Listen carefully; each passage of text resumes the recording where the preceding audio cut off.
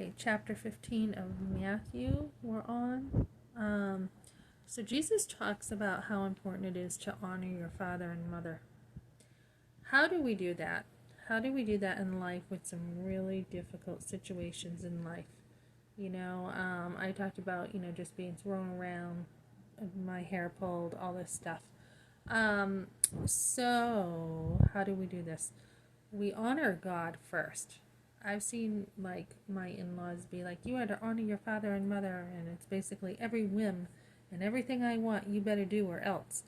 When you become an adult, you are no longer a child, right? You're no longer, actually, when you're a teen, you are growing in relationship with your parents. You should be.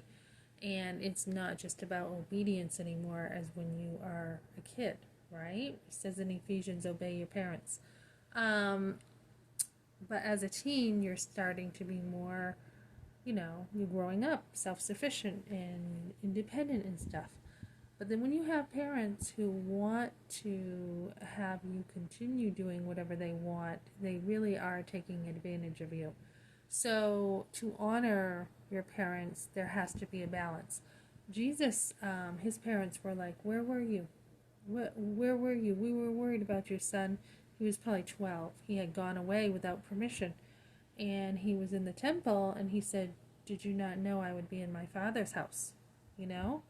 He wasn't being sassy. He was just saying, the basics. So he had a what do I want to say, like a boundary up that his God, his father, God, was first. And a lot of times we talk about a child coming of age when they do know there's a God and when they don't. And it's definitely different for kids who are in special ed and stuff. But there is a time that a child has to choose God. And that includes over your parents. Because Jesus says, too, that, he says you have to love me more than your mother and father, basically. So there's a lot of gray there. There is a honoring of the position, definitely. They are your parents. Regardless of what they've ever done to you, they are your parents. And that position needs to be honored.